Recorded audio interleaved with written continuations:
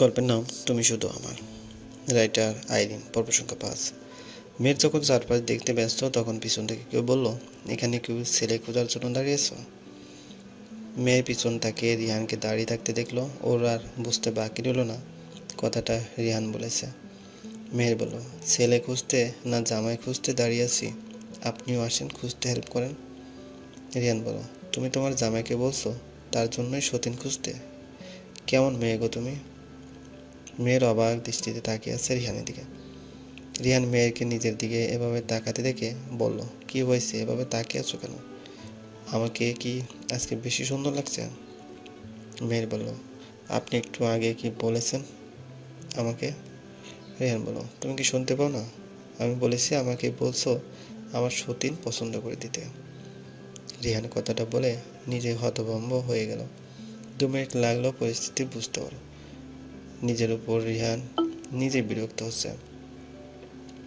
মেয়ের এখনো ব্রো কুঁচকে রিহানের দিকে তাকিয়ে আছে। রিহান সেটা দেখেই বলল, এভাবে তাকানোর কি আছে? আমাদের এখনো ডিভোর্স হয়নি, তাই আমি বলতেই পারি। মেহের রিহানকে আর কিছু বলল না, নিজের মতো করে হেঁটে সামনের দিকে এগিয়ে যাচ্ছে। রিহান থাকায় তার আর ভয় করছে না, কারণ রিহান ওর সাথে যতই বাজে বিহেভিয়ার করুক না কেন, সে জানে রিহান মেয়েদেরকে যথেষ্ট সম্মান করে। এসব কিছু ভাবতে ভাবতে সামনের দিকে এগোচ্ছে মেহের, আর তার পিছনে পিছনে রিহান। রিহান মনে মনে বলছে, এই মেয়েকে রাস্তায় একা দেখে ওর পিছু পিছু আসলাম যাতে কোনো বিপদ না হয়। গাড়িতে আসতে বললে তো আসতো না। আর এই মেয়েকে দেখো, আমাকে পিছনে বডিগার্ড বানিয়ে নিচে হেলে দুলে মনের সুখে হাঁটছে। মেহের, মিস্টার রিহান, আপনি এখানে কেন তা কি জানতে পারি? মানে আপনাদের এতগুলো গাড়ি দেখে রাস্তায় হাঁটছেন, তাই কৌতূহলবশত জিজ্ঞেস করলাম। রিহান, কেন আমাকে যে বডিগার্ড বানিয়ে রেখে নিজে নিজে নাচতে নাচতে বাড়িতে যাচ্ছেন? আমি না থাকলে তা মনে হয় রাস্তায় ভয়ে সেন্সলেস হয়ে পড়ে থাকতেন। তার জন্য এই মানবতার খাতিরে এসেছি, মনে মনে বলছে। কিন্তু মেহেরের উত্তরে এটাই বলল, আমার গাড়ি নষ্ট হয়ে গেছে তাই গ্যারেজে দিয়ে এসেছি, আর আমার বাড়িও এই রাস্তা দিয়ে যেতে হয়, এবং কোইন্সিডেন্টলি তোমার চেহারাটাই আমার সামনে চলে আসে। মেহের বলল, পৃথিবীতে এত ছেলে থাকতে কেন আপনার চেহারাটাই আমার সামনে চলে আসে? বাড়ি থেকে বের হওয়ার পর আপনার এই আনলাকি চেহারাটা দেখেছি, তাই তো এখন গাড়ি পাচ্ছি না। মেহের মনে মনে বলছে, সবসময় শুধু আমাকে অপমান করবে, আমি কেন নিজেরকে অন্যের অপমান সহ্য করব? রিহান, এই মেয়ের সাথে কথা বললে মনে হয় ক্যাকটাস গাছকে জড়িয়ে রেখেছি। এই মেয়ের সাথে আর কোনো কথাই বলবো না, অহংকারী মেয়ে একটা। এসব বিড়বিড় করে বলে মুখ ভেঙালো। মেহের, আপনি আমাকে কিছু বলছেন মনে হলো। রিহান, মানুষের মনের উপর পিএইচডি করছো মনে হচ্ছে।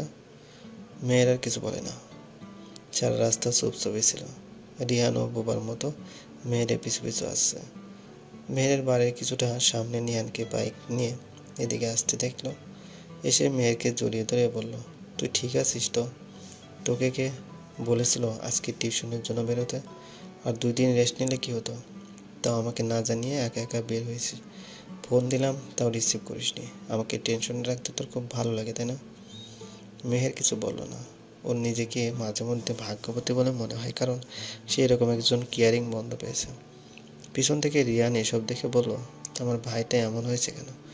কথায় কথায় অন্যের বউকে জড়িয়ে ধরে। নিজের বউকে মনে হয় জড়িয়ে ধরতে ধরতে কোল বালিশ বানিয়ে ফেলবে।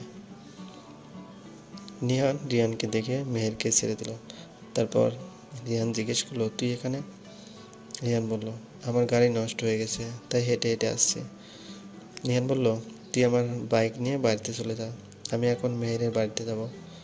রিহান আর কিছু না বলে বাড়িতে চলে গেল। সেদিনের পর 5 দিন হয়ে গেল, রিহানের সাথে মেহেরের আর দেখা হয়নি। রিহান যত তাড়াতাড়ি সম্ভব কানাডায়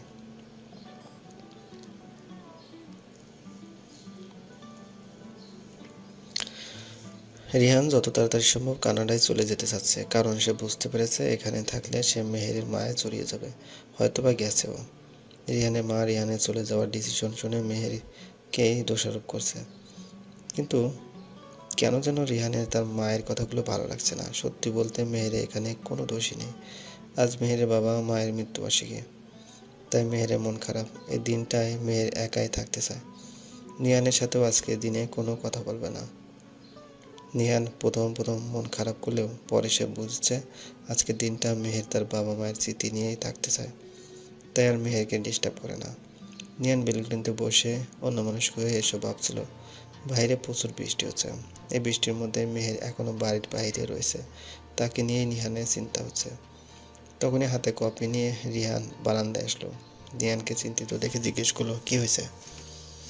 নিহান উত্তরে কিছু হয়নি বলল। রিহান বুঝতে পেরেছে নিহান কিছু নিয়ে চিন্তিত, তাই তার মন ভালো করার জন্য বলল, লং ড্রাইভে যাবি?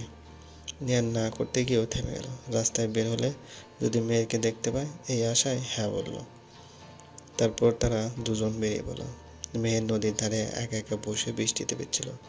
আজকে ওর সামর্থ্য অনুযায়ী কিছু এতিম বাচ্চাদের খাইয়েছে, আর এখন একা একাই বসে আছে নদীর তীরে। আর যদি তার বাবা মা বেঁচে থাকতো তাহলে হয়তো মেয়েরকে এত অপমান সহ্য করতে হতো না। তারপর নিজেই নিজেকে সান্ত্বনা দেয়, এই বলে আল্লাহ যা করেন ভালোর জন্যই করেন। মেয়ের শরীর খারাপ হচ্ছে, তাই মেহের বাড়ির উদ্দেশ্যে হাঁটা ধরল।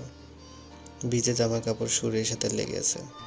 ওড়না নিয়ে নিজেকে যতটুকু সম্ভব কভার করেছে। কিছু দূর এগোতে দেখলো একটা মাঠে কতগুলো বাচ্চা বৃষ্টিতে ভিজছে। সেও তাদের সাথে জয়েন করলো। নিহান গাড়িতে বসে রাস্তার চারপাশে মেহেরকে খুঁজে চলছে। তখনই দেখলো মেহের কয়েকটা বাচ্চার সাথে বৃষ্টিতে ভিজছে। নিহানের মেহেরকে দেখে রিহানকে গাড়ি থামাতে বললো, আর বললো, তুই বাড়িতে চলে যা, আমার যেতে দেরি হবে। আর কিছু না বলে গাড়ি থেকে নেমে মেহেরের দিকে হাঁটা শুরু করলো।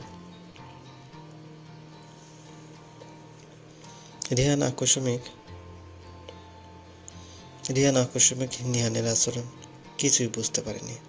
হঠাৎ কিছু দূরে মেয়েকে বৃষ্টিতে ভিজতে দেখে যা বোঝার বুঝে ফেলল।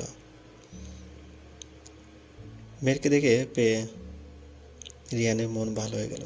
গত 5 দিন একবারও মেহের সাথে তার দেখা হয়নি।